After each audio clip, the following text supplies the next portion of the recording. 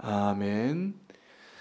하나님의 말씀 욥기 40장 6절에서 24절 말씀 함께 봉독하겠습니다.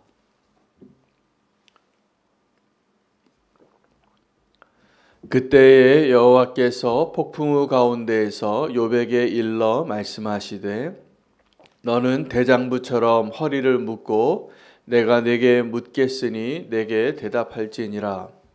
내가 내 공의를 부인하려느냐 내 의를 세우려고 나를 악하다 하겠느냐. 내가 하나님처럼 능력이 있느냐 하나님처럼 천둥소리를 내겠느냐. 너는 위엄과 존귀로 단장하며 영광과 영화를 입을지니라. 너의 넘치는 노를 비우고 교만한 자를 발견하여 모두 낮추되 모든 교만한 자를 발견하여 낮아지게 하며 악인을 그들의 처소에서 짓밟을지니라. 그들을 함께 진토에 묻고 그들의 얼굴을 싸서 은밀한 곳에 둘지니라. 그리하면 내 오른손이 너를 구원할 수 있다고 내가 인정하리라. 이제 소같이 풀을 먹는 베헤못을 볼지어다. 내가 너를 지은 것 같이 그것도 지었느니라. 그것의 힘은 허리에 있고 그 뚝심은 배의 힘줄에 있고 그것이 꼬리치는 것은 백향목이 흔들리는 것 같고 그 넓적다리 힘줄은 서로 얽혀 있으며 그 뼈는 놋관 같고 그 뼈대는 쇠 막대기 같으니 그것은 하나님이 만드신 것 중에 으뜸이라. 그것을 지으신 이가 자기의 칼을 가져오기를 바라노라. 모든 들 짐승들이 뛰노는 산은 그것을 위하여 먹이를 내느니라. 그것이 연잎 아래에나 갈대 그늘에서나 늪 속에 엎드리니 연잎 그늘이 덮으며 신의 버들이 그를 감싸는도다. 강물이 소용돌이 칠지라도 그것이 놀라지 않고 요단 강물이 쏟아져 그 입으로 들어가도 태연하니 그것이 눈을 뜨고 있을 때 누가 능히 잡을 수 있겠으며 갈고리로 그것의 코를 깰 수 있겠느냐. 아멘. 하나님의 말씀입니다. 오늘 욥기 40장 후반부 본문 전체의 내용은 욥을 향하여 하나님께서 반어법으로 너는 대장부같이 허리를 동이고 내 앞에 한번 서보라. 너 스스로 구원할 수 있는가에 대한 질문을 하고 계시고 결론은 아주 명확합니다. 너 자신이 스스로 구원할 수 없는 자임을 깨달으라고 반어법으로 계속 질문을 하고 계십니다. 그 질문을 그 대답을 돕기 위하여 하나님께서 베헤못이라는 한 짐승을 소개하는데 악어 비슷하게 생긴 모습이 아닐까 상상을 해보지만 그 모습이 어떠한지는 알 수 없지만 그에 대해서 그 베헤못이라는 피조물에 대하여 우리가 하나 알 수 있는 것은 모든 피조물 가운데 그 먹이사슬의 정점에 있는, 그래서 모든 것이 그를 향하여 먹이를 내어주고 아무것도 두려워하지 아니하는, 그래서 이 사람조차도 그 베헤못 앞에 서면 두려워할 수밖에 없는 그 어떠한 피조물, 동물을 소개하면서 두려워하라는 말씀을 하고 계십니다. 오늘 첫 번째 주제에 대해서 너는 그 대장부처럼 허리를 동이라. 그런데 그가 이렇게 하나님께서 질문하시면서 8절에 말씀하십니다. 내가 내 공의를 부인하려고 내 의를 세우려고 나를 악하다 하겠느냐. 우리가 의로워지는 길을 내가 내 행위로 내 삶으로 내가 하나님이 정하신 그 율법을 알기도 전에 우리가 의로워지고 싶은 마음이 있습니다. 선악과를 따먹은 이후에 우리가 옳다고 생각하는 것과 옳지 않다고 생각하는 것을 분별하게 되었기 때문에 우리는 사실은 다 의로운 자가 되고 싶어 하는 것입니다.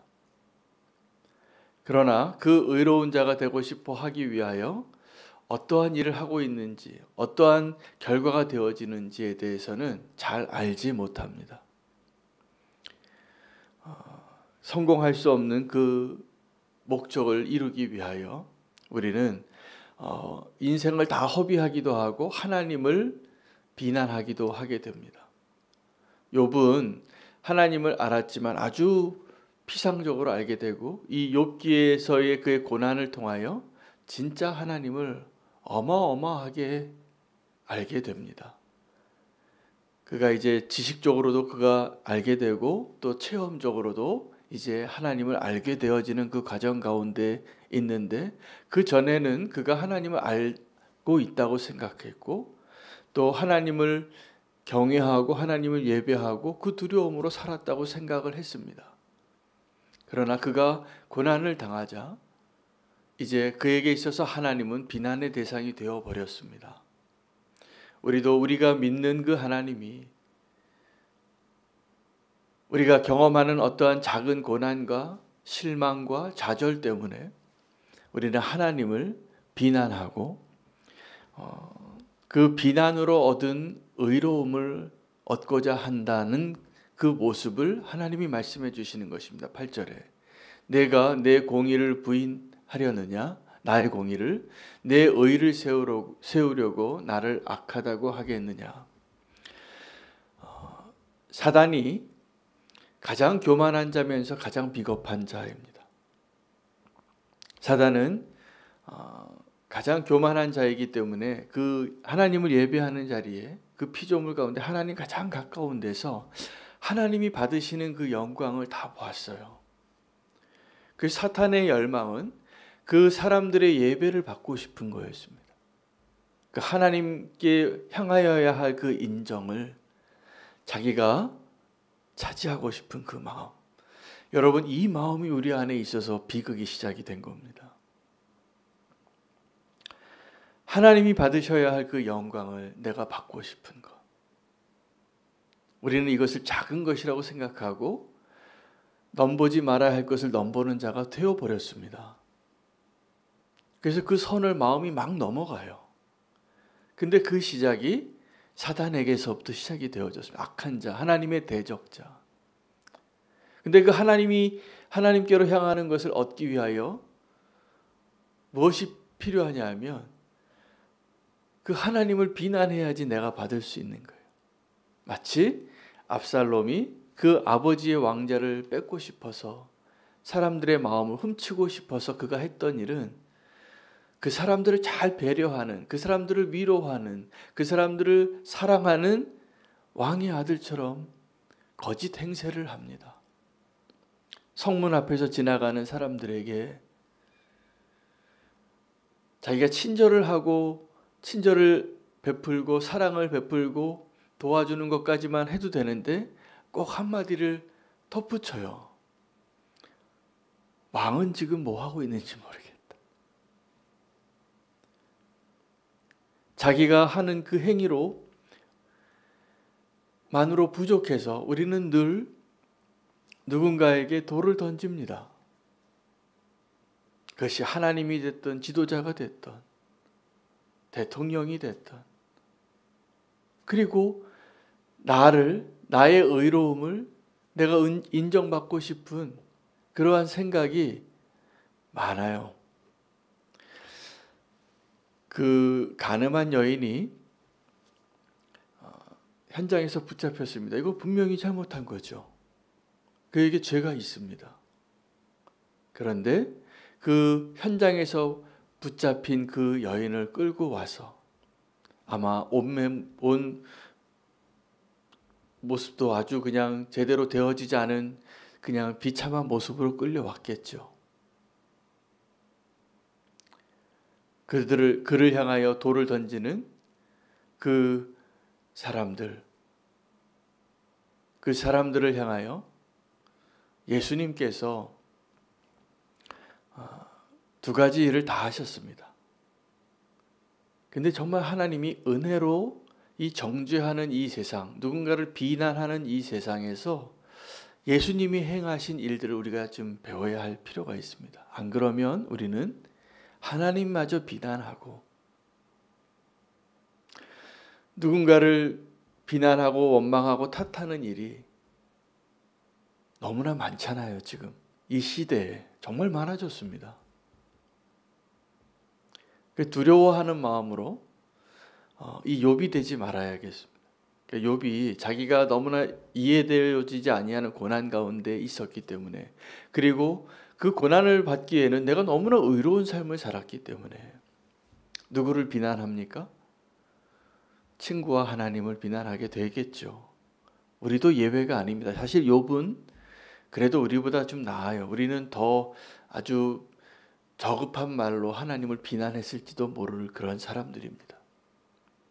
그 가늠한 여인이 붙잡힌 그 현장에서 그 돌을 던지는 사람들은 예수님을 시험하기 위하여 데려왔는데, 예수님이 두 부류의 사람을 다 살리셨어요. 보니까 예수님도 만약에 그 누군가를 비난하고 책망하는 일들이 시작하면, 지금 우리는 어떻게 사냐면, 누가 나를 비난하면 당신은 비난할 거 없냐고 그 사람을 향하여 갑절의 비난을 쏟아내는 일이 우리의 모습입니다. 네, 예수님이 하신 그 방법이 그 비난하는 사람들을 잠재우기 위하여 땅바닥에 글을 쓰셨다는 거예요. 그 땅바닥에 글을 쓰는 것이 사실은 하늘을 향한 기도와 동일하고, 그 땅바닥에 글을 쓰신 것이 누군가를 정죄하려고 잃어버렸던 그들의 양심을 다시 회복시켜 주시는 거예요. 여러분, 누군가를 정죄할 때는 우리는 아주 무서운 폭군이 되잖아요. 그것이 막 휘몰아치잖아요. 분노하고 누구를 죽여야 끝나요. 그게 너무 의로운 자가 누군가를 정죄할 때의 모습입니다. 그러나 주님은 바닥에 글을 쓰셨어요. 그 가늠한 여인의 현장에서 기적 같은 일이 일어난 거죠. 여러분, 돌 던지려고 분노한 군중을 어떻게 우리가 잠재울 수 있습니까? 다 태워버려야지 끝납니다. 근데 예수님은 땅바닥에 글을 쓰심으로 그들의 양심을 회복시켜 주셔서 그들이 다 떠났어요. 한 사람씩. 오늘 하나님께서 욥에게 질문하시는 그 목적도 동일합니다. 이제 돌을 좀 내려놔라.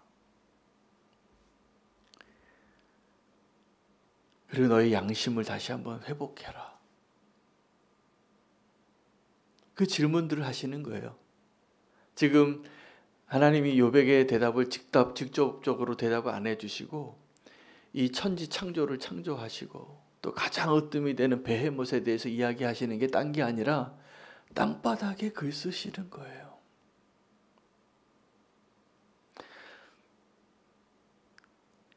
이 직접적인 내가 너무나 옳아서 분노해서 누군가에게 돌을 던지고 싶은, 지금 욥이 딴 거 한 게 아니라 욥은 지금 가늠한 여인에게 돌을 던지는 것이 아니라 하나님께 돌을 던지고 있었거든요. 친구들에게 돌을 던지고.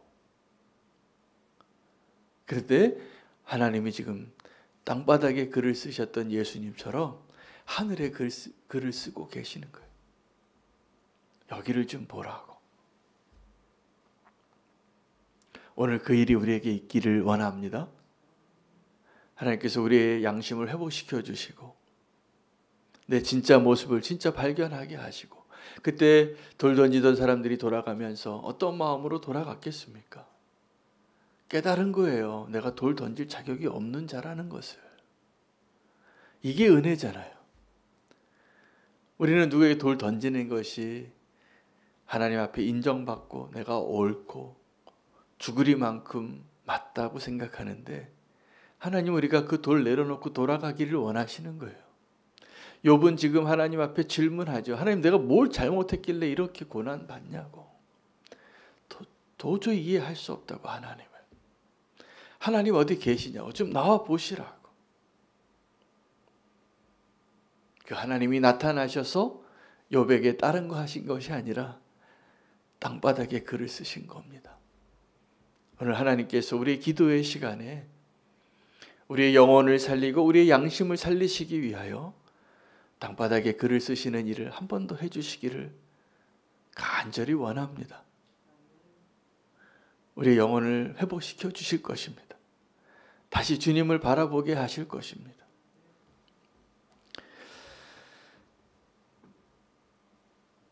이 베헤못이라는 짐승을 보면 모든 사람들이 욥을 포함해서 그때 당시에, 지금은 어떤 동물인지도 잘 모르지만 어마어마하게 크고 두렵고 도저히 상대할 수 없는 그런 피조물인 거예요.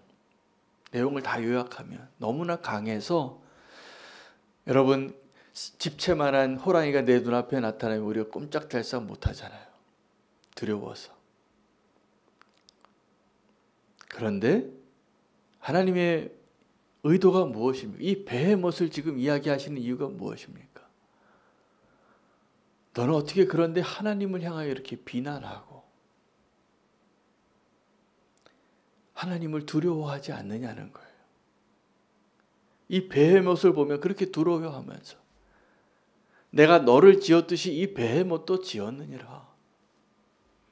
네가 보기에 그렇게 두려워하는 그 피조물, 지은 그 창조의 하나님을 너는 어떻게 하나도 두려워하지 아니하고 어떻게 이렇게 감히 하나님을 원망하고 비난할 수 있느냐.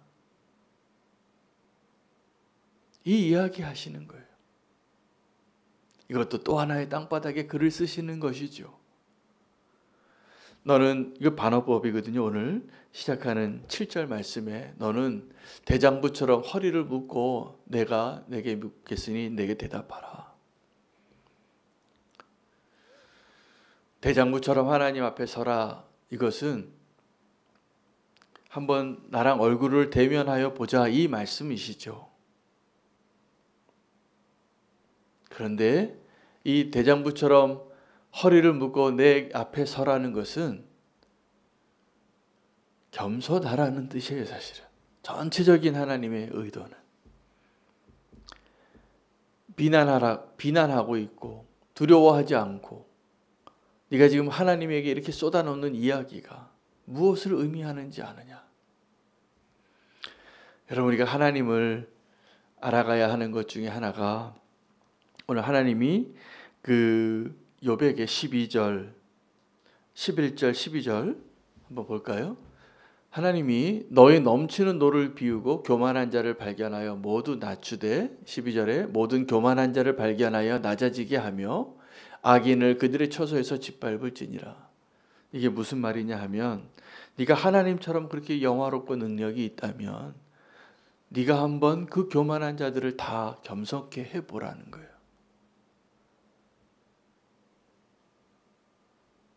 우리가 하나님 앞에 겸손해야 합니다. 우리가 하나님 앞에 너무나 겸손하지 않게 살았다는 것을 말씀해 주고 계시는 거예요. 네가 하나님이라면 그 교만한 자들을 네가 한번 잠잠게 해보라고. 여러분, 우리가 그런 마음이 많습니다. 지금 교만한 사람 보면 어떻게 됩니까? 그 교만을 좀 꺾고 싶어요. 아니면 그냥 인정해 드리던가. 근데 하나님은 그게 안 되시는 분이에요. 그 교만한 사람을 제일 싫어하세요, 하나님이. 우리는 그 교만한 사람은 꺾을 수가 없어요. 나보다 그 교만한 사람이 더 힘이 있거나 더 높은 지위에 있을 때면 그게 안 됩니다. 그러나 하나님은 어떠한 분이십니까? 하나님보다 높은 자가 없는데 자꾸 천사가, 자꾸 그 하나님을 찬양해야 할 자가 하나님 같아지려고, 왜 하나님이 우상을 미워하시겠어요? 우리가 하나님이 아닌 다른 것들을 하나님처럼 여기니까. 가장 무서운 우상이 다른 게 아니라 자기 자신입니다. 여러분, 그 우상이 무서워요. 자기 자신이라는 우상이.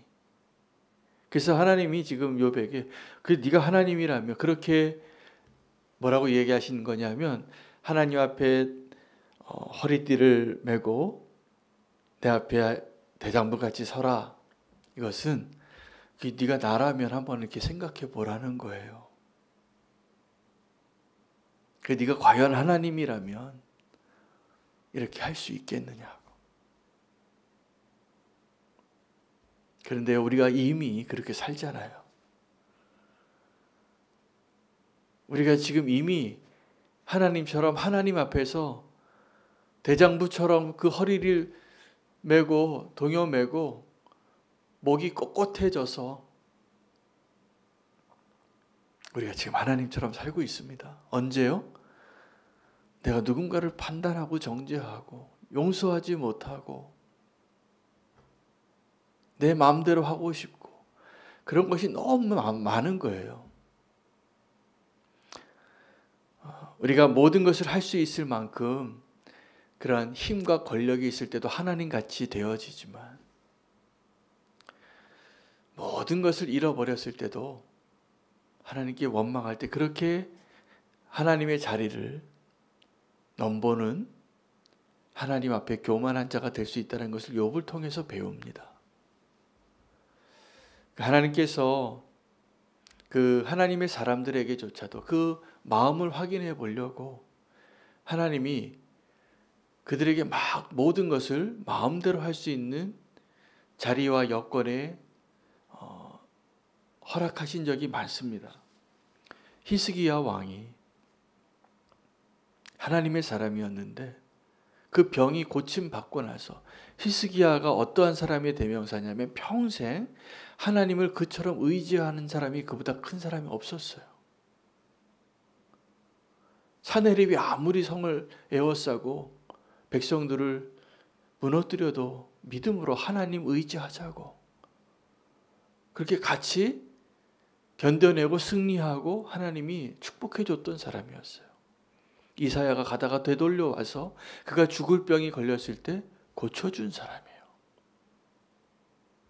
그런데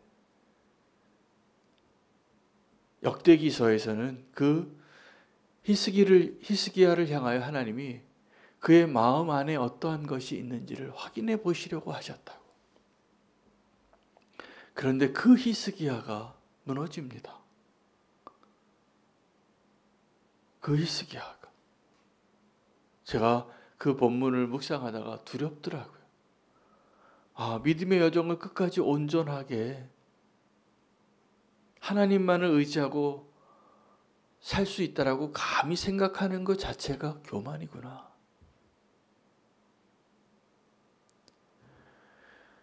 여러분, 하나님께서 우리에게 정말 하나님이 영적으로 축복해 주는 자리의 모습으로 있어도 그 사람이 끝까지 믿음의 경주를 하는 것이 내 마음대로 되어지지 않습니다.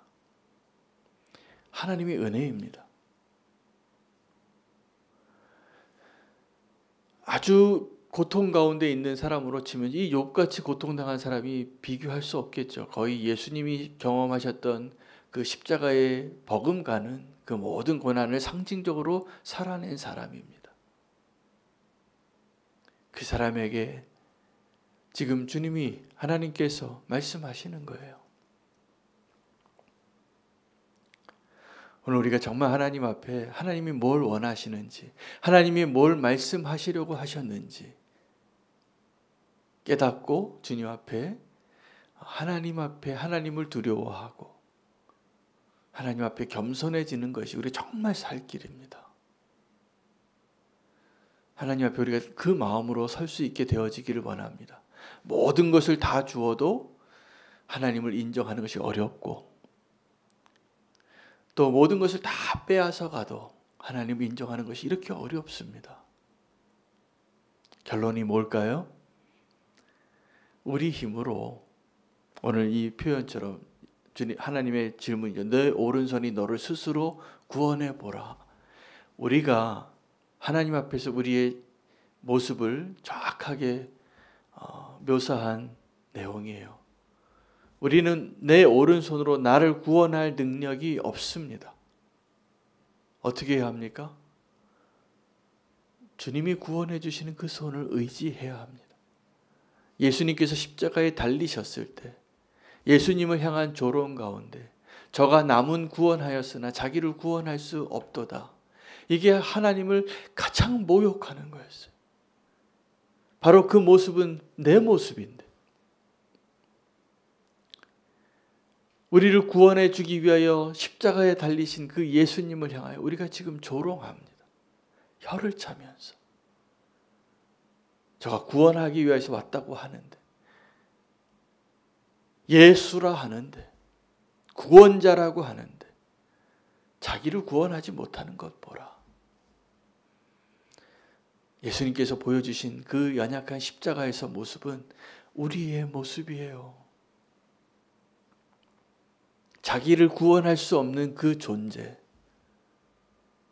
그런데 자기를 구원할 수 없는 그 존재가 우리를 구원하러 오신 그 구원자에게 조롱하면서 십자가에서 내려오라고. 여러분, 우리가 누군가를 비난하고 정죄하고 다툴 때 바로 그 자리에 그 모습인 것을 깨닫는 은혜가 있으시기를 축복합니다. 우리가 나를 구원할 수 없는 자이고 스스로를 하나님의 자리를 탐내고 비겁하고 교만하게 서 있었던 자임을 오늘 말씀해 주셨습니다. 하나님 앞에 겸손하게 하나님 되게 하는 그 마음으로 남은 한 해를 하나님의 은혜로 채우시기를 축복합니다. 우리 인생의 마지막도 그렇게 하나님이 은혜로 채워주게 해주시기를 간절히 소망하며 기도하시면 좋겠습니다. 하나님이 은혜로 채우실 것이라 믿습니다. 오늘 욥기서를 통해서 하나님 우리에게 주시는 하나님의 의도가 그거예요. 이제 겸손하게 하나님을 인정하는 자로 살라고. 그러면 하나님이 살려주십니다. 채워주시고 인도하십니다. 그게 안 되니까 여전히 우리가 어두움 가운데 있는 거예요. 해결되지 않은 문제 가운데 있고, 우리를 구원하시고 우리를 회복시켜 주시고 우리를 여전히 사랑하시는 그 하나님 앞에 함께 믿음으로 고백하며 기도하겠습니다. 오늘 대장부처럼 허리를 동이라 이 말씀 기억하시고 하나님 앞에 그 은혜 앞에 엎드릴 수 있는 자가 되어지게 하소서. 이것이 우리의 기도 제목입니다. 오늘 함께 기도할 것은 오늘 기사녀 모임이 처음 조직된 2022년 임원들과 함께 회원들이 함께 모이는 자리입니다. 모든 기사녀 회원들이 모여서 함께 기도하는 자리가 되기를 원합니다. 또 함께 기도할 것은 우리 이순옥 선교사님이 기도 제목을 알려주셔서 우리가 지금 또 순종하여 필리핀 수해 지역 모금을 하고 있고 모집을 하고 있습니다. 잘 전달되어질 수 있도록 축복의 통로가 될 수 있기를 위해서 기도하고, 최요나 선교사님 이스라엘 사역자이신데 지금 어제 세원이가 병원에 갔는데 그냥 눈이 아파서 안과에 단순히 갔는데 류마티스성 포도막염으로 판명이 됐답니다. 불치병이고 잘못하면 시력을 잃을 수도 있는 어려운 질병을 또 알게 돼서 마음이 무너지고 있는데 그 부모의 마음을 위로해 주시고 세원이를 주님께서 고쳐주시도록 함께 믿음으로 구하며 중보하기를 원합니다. 함께 주의 이름 부르고 말씀 붙잡고 기도하시겠습니다.